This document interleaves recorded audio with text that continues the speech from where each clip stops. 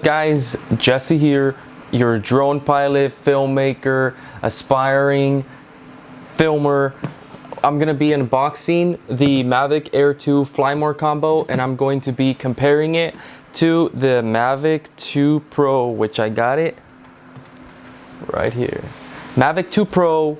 We're gonna compare with this big sensor. We're gonna compare everything that we can about the Mavic Air versus the Mavic. Didn't I just say I was gonna unbox it? I've already unboxed it. So I have them right here, but I did film the unboxing, so I'm gonna be showing that. So Mavic Air 2 versus Mavic 2 Pro. Which one should you buy so you're not like me that I bought both of them and that was a lot of money? If you can afford it, I would say buy both. If you want to buy one, let's compare them and then decide for yourself which one is best for you. It's gonna be a good one. 4K 60, 4K 30. I asked myself, what is the deciding factor with this? And I figured it out.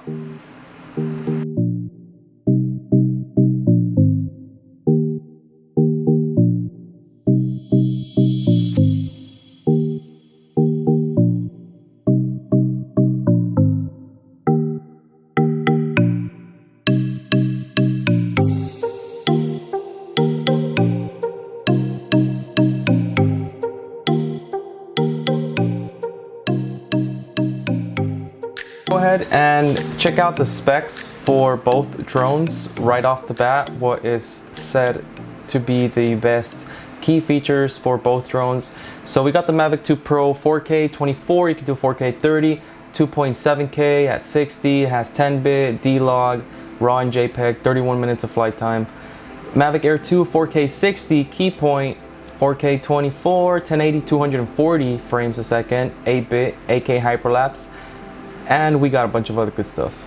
So let's go ahead and unbox this. Here we got the DJI Mavic Air 2 bag. We got our propellers. We got some spares. This is where the drone is. Look at that. Let's peel off this sticker. It's very, very, very beautiful. Very small actually. Let's compare it to this is an iPhone X. It's about almost the size as an iPhone X. Camera hangs a little bit. We got our power cables with our batteries. This is a brand new remote. Joysticks are here in the bottom. New feature. We got our battery hub to charge simultaneously, 3 batteries. We have a USB port to be able to charge USB devices, joysticks, and we got the ND filters, ND16, ND64 and ND256. 64 and 256 are for photography, 16 is for video. This is something that the Mavic 2 Pro does not have. Here is the Mavic 2 Pro bag. As you can see, they are already very different. Here is where the drone is at. Most people take the propellers off. I keep the propellers so it's ready to go. Here is a comparison to an iPhone X. It's about an iPhone and a half or so. Remotes, you can already see they're different. Here's another comparison with the iPhone size. So here is the compartment. I put my battery there, remote here, drone goes here, and that's pretty much it for the inside. I had to purchase ND filters for the Mavic 2 Pro. They are from Polar Pro. And that's pretty much it as far as everything that is in the bag. There was a Mavic 2 Pro car charger instead of the ND filters. So here's the bag. As you can see, it's got your little hang cable, whatever, so you could hang it on yourself. And that's pretty much it. Now let's talk about the Mavic Air 2 zoom features versus the Mavic 2 Pro. The Mavic Air 2 has a 2x 4K zoom mode and a wide mode. Here we have the wide mode. As you can see, it's very good, 4K. And now we're going to switch it to the 2x 4K zoom mode, which looks very good. And honestly, I did not know it had this feature until I did an update for it. it compares to the Mavic 2 Pro's HQ mode, which looks like you swap the lens and it's a more zoomed in. A hyperlapse with the Mavic Air 2, and as you can see, the wind does move it a bit, so it can ruin the hyperlapse. That's one thing to keep in mind. Here we have a shot of the Mavic Air at 240 frames per second. It looks pretty good. That was the only thing I could find at the time. And that's pretty much it. The hyperlapse was shot at 4 seconds intervals, 8, and I wanted the video to be 8 seconds, so it was 200 pictures. So we're gonna compare now that to the Mavic 2 Pro. Here we have some high quality mode shots in 4K and some wide shots. We're gonna show first the wide view, which is a wide view of Huntington Beach. And now we're going to show you the HQ mode, which crops in and it gives you higher quality, which looks pretty good. Here is a hyperlapse of the Mavic 2 Pro of the water tower. So now we're going back to the water tower, and it does move a little up and down, but not as much as the Mavic Air. And here is a shot of the Mavic 2 Pro's 120 frames per second, which honestly, this is, I think, the first time that I ever used this feature. I just haven't found a use for it yet. But that is this little challenge from both of them as far as the zoom features and the hyperlapses. We're now here in Huntington Beach, California. We're gonna go ahead and test out both the Mavic 2 Pro versus the Mavic Air. It's really nice out today. There's a bunch of surfers. The waves are pretty big, so we're gonna try and get some 4K 60. I just found out that the Mavic Air 2 has a 2x zoom in feature, so that's a plus. So I'll be testing that out as well. I'm gonna be shooting everything in normal color profile mode, so let's see which one's best. I took the Mavic Air 2 to LA. It was very bad. Right there is where I noticed where the Mavic 2 Pro excels over the Mavic Air 2, and that is in low light. Because of that bigger sensor, the Hasselblad camera on the Mavic 2 Pro, it's so much better in low light. It gives you actually more ISO with the Mavic 2 Pro than the Mavic Air. So there's your winning deciding factor, is if you love shooting in night, then the Mavic Air 2 is not good in low light. It does have the 8K time-lapse feature, which I will not do today, because all it is just a 48 megapixel photo in hyperlapse, which makes it 8K. From what I know, we're gonna go ahead and test these boys out and see which one's good, which one's better, or which one's just best for you.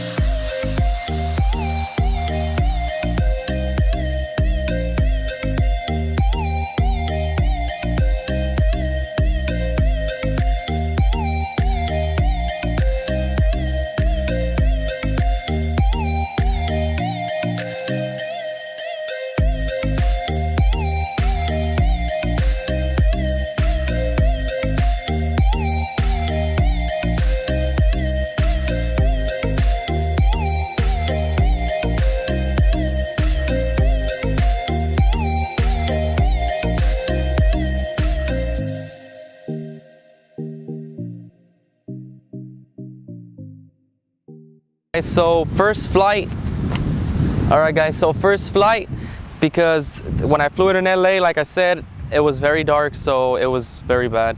So initial thoughts right off the top of my head, coming from a Mavic 2 Pro user. So aperture remains the same at 2.8. So I usually always film in manual mode. I never shoot in auto, but I'm shooting in auto just so you can see right out of the box what it's like if it's ready to fly. If I don't want any third-party accessories to confuse you, let alone this is already, you know, a big purchase itself. So aperture is at 2.8, so but the sensor is smaller than the Mavic 2 Pro, but that's something else. But my point is, aperture remains the same. ISO, I dropped it to 100. and my shutter speed was 1/60 because I was filming. Oh wait, I messed up right there. My shutter speed should have been at 125 because I was filming at 4K 60. I'm just so used to always being at 60 for shutter speed 60. The rule is if you shoot at whatever your frame rate is, you multiply that by 2 and then that's your shutter speed. So I always film 30 frames per second on the Mavic 2 Pro, so my shutter speed is always 60. Well, here I made a mistake and I put 60, but even then at 125 and then I bumped it up even more, it was so bright. And that is why you need an ND filter, because if you want to properly expose your shot by the multiplying the 180-degree rule, I think is what they call it, then it just looks more cinematic and you get the right amount of motion blur. If you're gonna shoot in auto, it's all right, but if you really want to get the best out of your Mavic Air 2, then you need to get an ND filter. And the Fly More combo has the ND16, ND 60 something, and then 128. So that's crazy dark, and that is for like photography during the day, long exposures. But those were my initial thoughts of the Mavic Air 2. I love the 4K 60. It has a 2x zoom mode in normal color profile mode, not in HDR, but still you get to zoom in ×2. So that is like the high quality mode in the Mavic 2 Pro. So definite plus. I will be using this more. I took some photos. I will take some photos now. I'll try and reenact the same shots with the Mavic 2 Pro. After that, we'll see which one's best.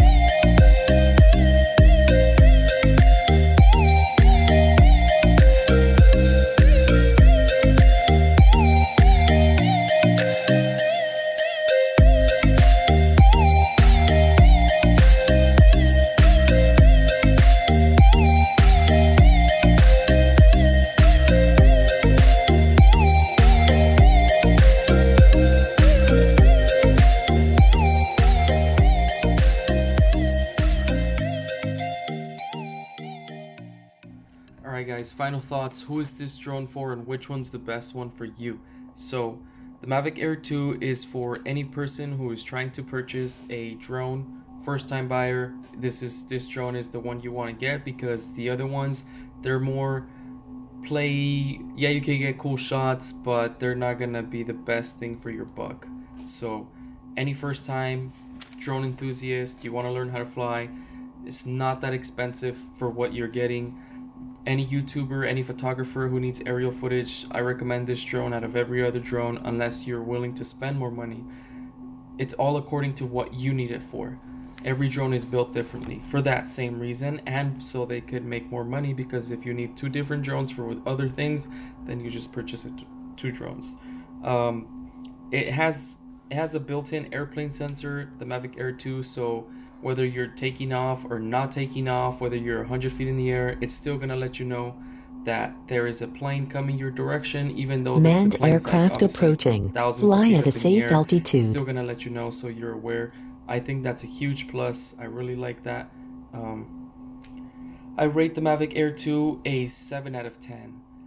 That being said, one point is for low light. It is not good in low light, so lost a point there for me. Another point, it has a non-adjustable aperture. The only way I could try and think about this is think about a tripod. A tripod has 3 legs. The 3 legs are ISO, aperture, and shutter speed.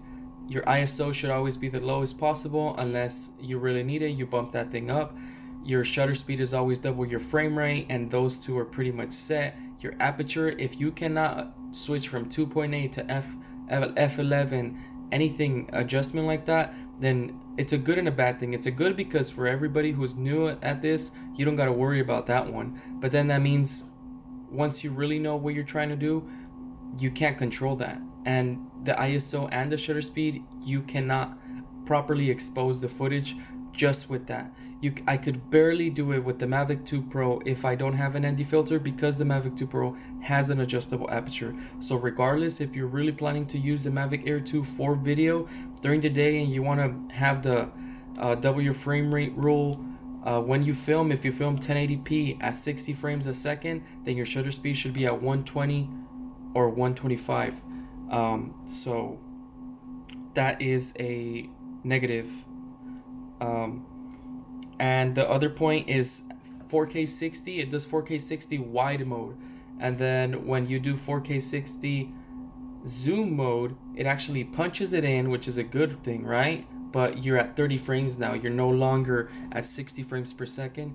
And come on, like DJI, you already made a drone. You're saying it does 4K 60, and then you're gonna take that away in the zoom in feature? Like, come on, like you already built it in. Why are you taking that out?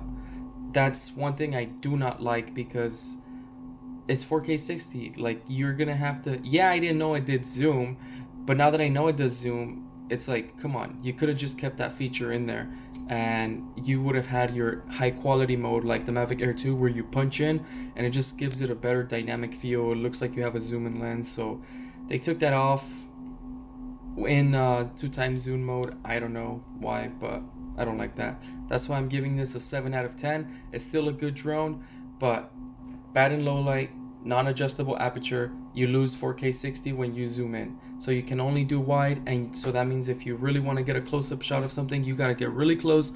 You got to make sure know what you're doing, because you don't want to break your drone and you don't want to damage any property or hurt anybody. So yeah, that's it for the Mavic Air 2. I recommend it to anybody though. Mavic 2 Pro, who is this for? The Mavic 2 Pro is for people who just love film. You love to go out and get cinematic shots, because you have 10-bit, you have so many things with the Mavic 2 Pro. You have the bigger sensor, it's better in low light. So that is a huge plus for the Mavic 2 Pro. It's more of a hybrid, but I just say it's way stronger in video. You definitely still need ND filters, but you can work around the adjustable aperture for beginners. If you don't know how to properly expose your shot, you don't need an ND filter. Don't worry about it. Once you learn more and you practice more, you will figure out that you eventually will need an ND filter if you want to squeeze the power out of the Mavic 2 Pro. For the price point, I would say it's a mini Inspire 2, honestly. For the portability, unless you want 4K 60, then you're gonna want to get the Phantom, and that's just a huge drone. That's an extra backpack that I am not willing to carry in the arsenal. So yeah, I give the Mavic 2 Pro a 9 out of 10. The only point that I don't like about the Mavic 2 Pro is the 4K 60. Other than that, honestly, I really enjoy the Mavic 2 Pro. It is pretty pricey, but for anybody thinking between the two, if you know you're barely starting, then honestly, I would suggest you go with the Mavic Air 2 than the Mavic 2 Pro. Thanks for watching. I made so many mistakes in this YouTube tutorial, so right now I'm using the DJI Osmo Pocket. I'm using the face track feature. Thanks for watching. For those who know me, thanks for supporting. Like, subscribe, and comment if I helped you out on deciding which drone is better for you. Alright, that's it for my first YouTube comparison, tutorial, whatever you want to call it. That's it. And I'm glad it's done. On to the next project. Thanks.